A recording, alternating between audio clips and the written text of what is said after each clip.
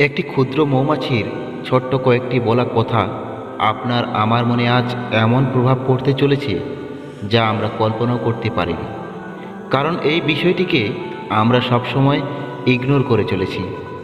তো বন্ধুরা, আজকে আমি ছোট্ট একটি গল্প বলতে চলেছি এক হতদরিদ্র কাঠুরে ও ক্ষুদ্র মৌমাছিকে নিয়ে। তো বন্ধুরা, গল্পটি শেষ পর্যন্ত শুনুন এবং এর অন্তর্নিহিত অর্থটি কমেন্টে লিখতে ভুলবেন না।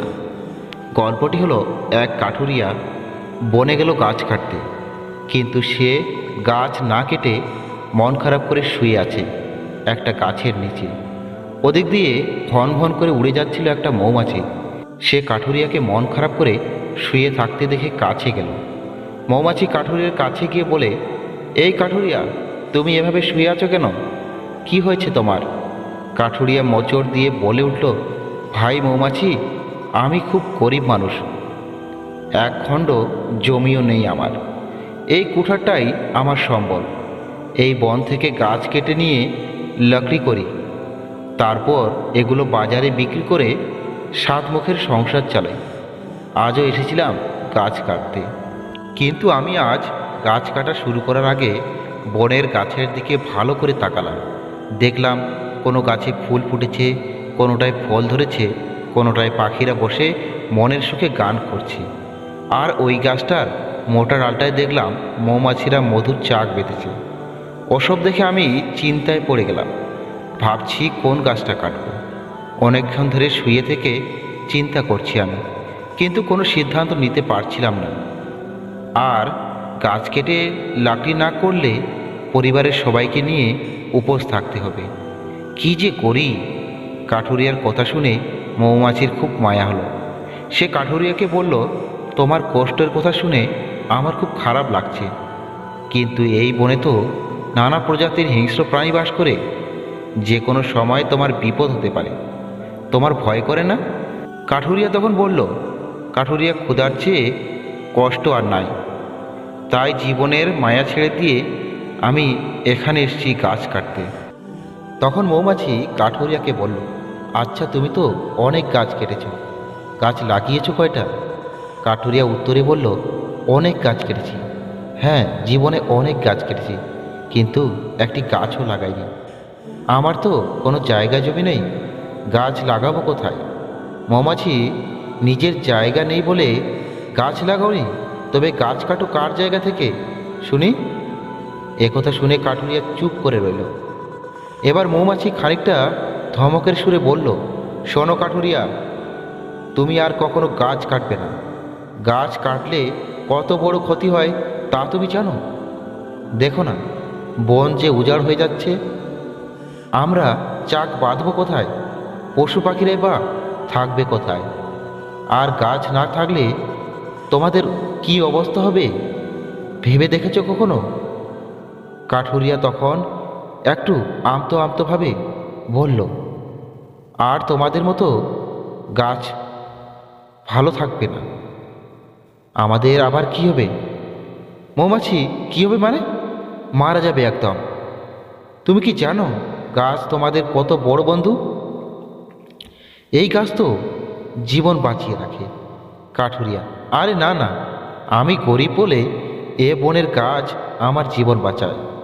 গাছ কাটি, লাকড়ি করি, আর লাকড়ি বিক্রি করে জীবন বাঁচাই। কিন্তু সব মানুষ তো আমার মতো গরিব নয় যে তাদের জীবন বাঁচবে গাছ থেকে। কাঠুরিয়া মৌমাছির এমন কথা শুনে মৌমাছিকে বলল, এখন তুমি আমাকে এগুলো কি শোনাচ্ছ? আমার মাথায় তো কিছুই ঢুকছে না, একটু বুঝিয়ে বলো তো শুনি। মৌমাছি, ঠিক আছে, বলছি শোনো। অক্সিজেন নামের এক ধরনের গ্যাস আছে। এই গ্যাস ছাড়া মানুষ বাঁচতে পারে না। শ্বাস নেওয়ার সময় প্রতিবারই এই গ্যাস মানুষ গ্রহণ করে। আর অক্সিজেনকে দেয় কে? দেয় জানো? দেয় এই গাছ। সব গাছ যদি অক্সিজেন দেওয়া বন্ধ করে দেয় কিছুক্ষণের জন্য, তাহলে ধনী গরিব বলে কোনো কথা নেই, সবাই মারা পড়বে। এখন বুঝতে পারছো জীবন বাঁচানোর জন্য গাছ কত প্রয়োজন? গাছ থেকে কুঠারটা ফেলে দিল কাঠুরিয়া। রাগ দেখিয়ে বলল, তা বুঝলাম, কিন্তু গাছ না কাটলে আমার সংসার, এত বড় সংসার কিভাবে চলবে? না খেয়ে? মৌমাছি, কেউ না খেয়ে মরে না। এতদিন তো বনেই তোমাকে বাঁচিয়ে রেখেছে, এরপরেও বাঁচিয়ে রাখবে। সারা জীবন ভালোভাবে বেঁচে থাকার জন্য তোমাকে একটা ভালো কাজ করতে হবে। কাঠুরিয়া, কাঠুরিয়া ভাই, কাঠুরিয়া, কি কাজ করতে হবে আমাকে? ঝটপট বলো মৌমাছি। প্রতিদিন তোমাকে 2টি করে চারা এনে বনে লাগিয়ে দিতে হবে। কাঠুরিয়া, এতে আমার লাভ? মৌমাছি, শুধু তোমারই না, এতে সবারই লাভ। তুমি বাঁচবে এবং আমরা সবাই বাঁচব। তুমি আমার কথা রাখো, তারপরে দেখা যাবে কি করা যায়। কাঠুরিয়া ঘাড় চুলকাতে চুলকাতে বাড়ি চলে গেল। পরের দিন কাঠুরিয়া মাথায় করে 2টি কাঠের চারা, গাছের চারা এনে লাগিয়ে দিল বনে। এতে বনের সবাই খুশি হয়ে গেল। গাছেরা কাঠুরিয়াকে অনেক ধন্যবাদ দিল। এ সময় কোথা থেকে যেন ভন ভন করে চলে এলো মৌমাছি। মৌমাছি কাঠুরিয়ার হাতে পাতা মোড়ানো 8 কেজি পরিমাণ মধু তুলে দিয়ে বলল, এই নাও তোমার পুরস্কার।